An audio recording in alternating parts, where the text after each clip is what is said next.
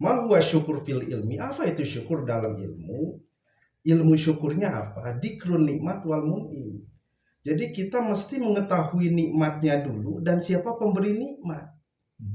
Jelas apa nikmatnya? Iya, jadi mesti jelas apa jenis nikmatnya apa, dan mesti disebutkan jenis nikmatnya itu apa. Jadi jangan cuman alhamdulillah, nuhun ya Allah, terima kasih ya Allah, apa nikmatnya? Jangan lupa subscribe, Like, comment, and share channel Masjid Besar At-Taqwa Nagrak, karena dengan itu Anda telah berinfak untuk pembangunan Masjid Besar At-Taqwa Nagrak.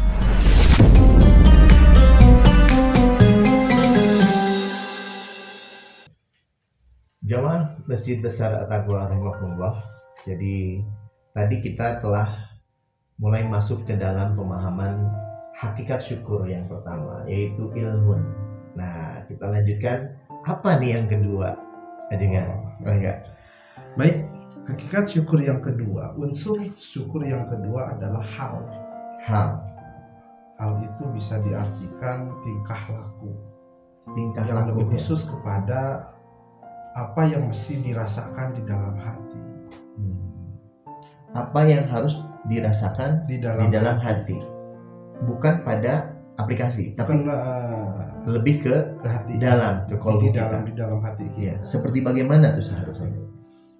Jadi di dalam kitab Sirajul Thalibin di sini disebutkan wahwa al-farhu, merasa bahagia. Karena jangan sampai kita mengucapkan alhamdulillah tapi tidak bahagia hatinya. Merasa bahagia, iya, atas apa hal yang telah kita terima itu. Jadi jangan sampai kita menjadi oknum dalam mengucapkan alhamdulillah. Seperti apa itu? Nah, seperti gini. Alhamdulillah saya itu tidak dapat BLT. Nah, itu tidak tidak bahagia. Jadi, itu. Alhamdulillah sepertinya syukur. Nah, jadi tapi alhamdulillahnya menyindir. Nah, gitu. Alhamdulillah ada orang mah teu kabagean. Nah, itu. Alhamdulillah saya tidak mendapatkan apa-apa. Nah, itu jadi oknum alhamdulillah. Inna tahmidana yahtaju alal istighfar. Orang yang berkata alhamdulillah seperti itu butuh untuk istighfar. Dan ini sering kali. Ini sepertinya candaan ya. Ini candaan. Tapi posisinya di dalam bentuk syukur itu malah sebaliknya. Jadi kufur. Nantinya takutnya gitu kan. Kufur nikmat. Jadi jangan sampai ya alhamdulillah itu yahtaju alal istighfar, membutuhkan istighfar. Atau mungkin itu ya, kalau misalnya seperti itu sama saja dengan seperti penghinaan ya. Iya, jadi menghinakan nantinya. Menghinakan alhamdulillah. Kalimat alhamdulillah dipakai untuk menyindir seseorang. Seperti kalau kasus dengan bantuan misalkan, alhamdulillah saya mah tidak dapat bantuan. Nah, itu berarti alhamdulillah dipakai untuk menyindir misalkan aparat setempat yang tidak merilis namanya dia menjadi data penerima bantuan.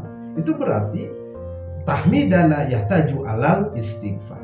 Ini alhamdulillahnya butuh kepada istighfar. Betul.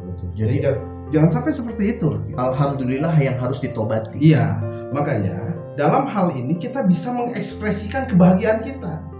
Iya. Jadi ketika mengucapkan alhamdulillah itu jangan disertai dengan keluhan. Iya. Karena jangan sampai alhamdulillah tapi kok mengeluh.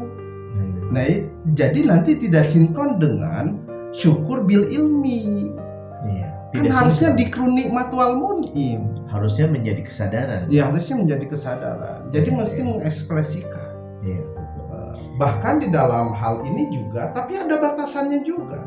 Dalam ekspresi hati yang akan nanti tampak kepada tubuh kita, kebahagiaannya yang ada pada hati kita tampak di dalam dohirnya tubuh kita. Tapi mesti dijaga juga, jangan berlebihan. Ya, karena itu menjadi apa itu? Jadi euforia atau bisa jadi ria. Ya, makanya ada batasannya. Nah, ini bagaimana nih supaya pada saat ungkapan alhamdulillah ini kemudian tidak menjadi ria? Nah, makanya ada batasan. Iya. Syukur filhal itu dibatasi dengan dua unsur. Oh, iya. Yang pertama itu ada istilah khusyuk. fokus terhadap nikmatnya. Jangan ngomongin alhamdulillah tapi masih mikirin rizki nikmat yang lainnya. Alhamdulillah saya makan dengan lauk asin aja udah segini enaknya, apalagi sama daging. Nah itu nggak syukur, nggak khusyuk, itu nggak Karena ada fokus. pembanding yang lebih tinggi. Nah, Iya. jadi kalau udah alhamdulillah udah titik. Sampai pada Nikmat yang kita Nikmat atau ceritakan, rezekinya, ya. jangan ada perbandingan yang lainnya. Berarti itu nggak fokus. Iya. Alhamdulillah, syukurnya itu nggak fokus. Jadi ketika alhamdulillah tapi nggak fokus, itu nggak syukur. Karena kan sering kita kasus di lapangan, segini juga sudah syukur, alhamdulillah. Apalagi kalau lebih banyak, nah itu nggak syukur, itu nggak khusyuk itu. Saya juga sering. Nggak khusyuk itu. Itu Iya, kan iya. kasus di lapangan Iya, biasanya betul. seperti itu. Dan kedua, selain daripada khusyuk, ada tawadu. Jangan sampai kebahagiaan yang kita ekspresikan itu melebihi batas koridor dari syukur. Jadi nantinya ditakutkan timbullah kesombongan. Iya. Alhamdulillah anak saya itu diterima kerjanya jadi PNS. Suami saya karirnya semakin bagus. Tapi di dalam mengucapkan alhamdulillahnya itu ada unsur kesombongan, bahaya, awas. Nah, bagaimana cara kita bisa menahan diri supaya unsur kesombongan itu tidak muncul? Khairul amri awsatuha. Sebaik-baiknya perkara adalah pertengahan saja. Dicerita lebih dari menceritakan nantinya jadi takabur, tidak diceritakan jadi kufur nikmat. Jadi cukup fokus pada apa yang menjadi hal yang disyukurinya Iya. saja.